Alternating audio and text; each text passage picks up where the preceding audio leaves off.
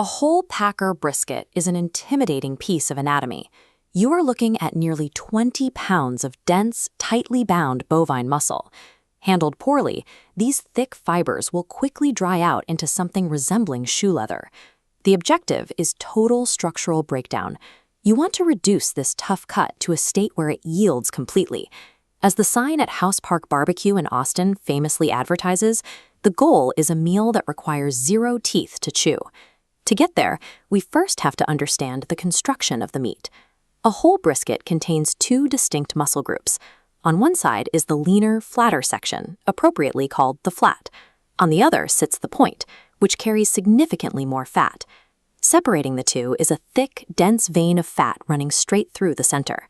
The starting quality of this fat dictates a lot of the final texture. Meat-graded USDA prime or Wagyu carries dense intramuscular marbling throughout the tissue. During a long cook, that high volume of fat melts into the muscle, providing a chemical advantage for moisture retention that leaner, choice, or select grades simply lack. Getting this cut to the plate requires abandoning standard recipes. Success here relies entirely on a strict 24-hour scientific management of fat rendering and thermal energy. The preparation starts with the knife. The thick outer fat cap must be aggressively trimmed, but not removed entirely. Leaving exactly a 1/4 inch of fat creates a mathematical balance. It is thin enough to allow the salt and pepper rub to stick and form a crust, but thick enough to act as a protective barrier against the heat, keeping the meat moist. The shape of the trim matters just as much as the thickness. The goal is to carve the brisket into an aerodynamic dome. Inside the smoker, heat and rendering juices need to flow smoothly across a curved top surface. If there are divots, harsh angles, or thin flaps, those liquids will pool, boil, and ultimately burn. With the shape locked in, a thin layer of mustard serves as a binder, grabbing hold of a heavy coating of coarse black pepper, salt, and garlic.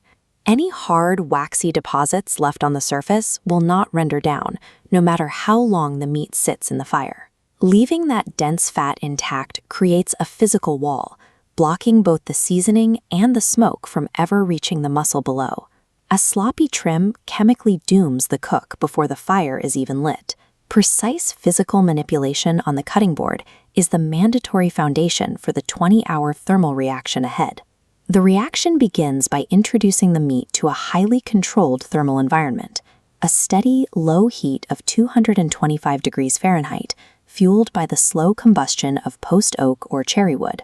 Over the first several hours, the exterior of the meat undergoes a radical visual transformation. The smoke, rendering fats, and heavy pepper combine to form the bark. It cures into a deep, ebony crust that looks closer to a meteorite than a meal. This chart maps the internal reaction. During these early hours, the dense interior of the meat warms at a steady, predictable pace, climbing on a smooth slope right up to the 150-degree mark. The blackened exterior looks finished, but beneath the crust, molecular breakdown is just beginning. Suddenly, the temperature flatlines. The meat's internal heat plateaus, hovering stubbornly between 150 and 170 degrees.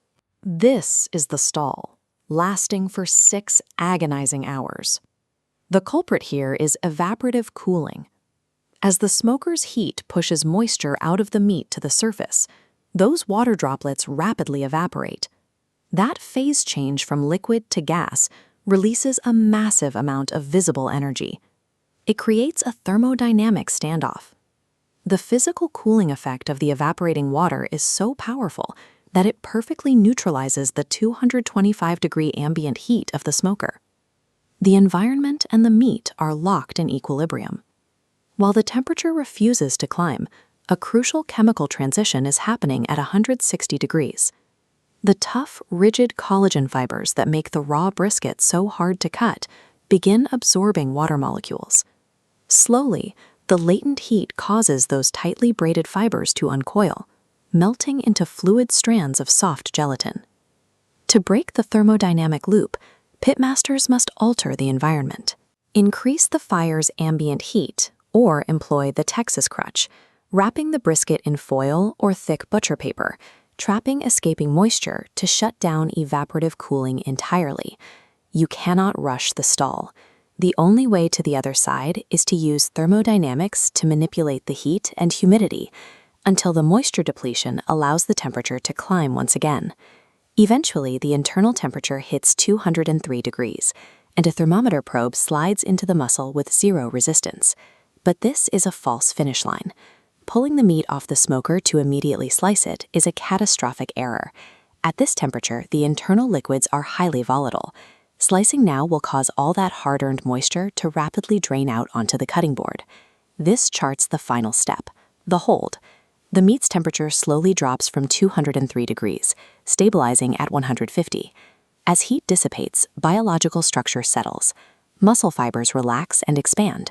Liquid gelatin flows into newly opened gaps and thickens, locking moisture directly inside the tissue. The golden rule of resting is strict. The internal temperature of the brisket must fall all the way down to 140 degrees before a single slice is cut. Spending half a day managing a fire means nothing if the meat isn't given time to rest. This agonizingly slow cooling phase is chemically vital to ensuring a juicy final product.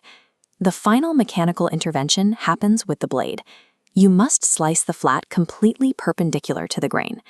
Cutting vertically across those horizontal muscle fibers physically shortens them, removing the last bit of structural resistance. Success is measured by an objective physical standard known as the flop test. A thick slice of the flat is draped over a single finger.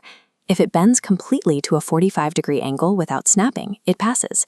Visually, the results speak for themselves. Look for dark, intact bark bordering a deep pink smoke ring, with rendered fat keeping the interior glistening. A gentle tug on the ends of that slice should result in an effortless tear. The meat doesn't crumble, but the complete breakdown of the collagen means the fibers pull apart with minimal force. Producing a plate of perfect brisket requires absolutely no magic. It is the calculated 24-hour execution of fluid dynamics, of thermodynamic management, and cellular chemistry.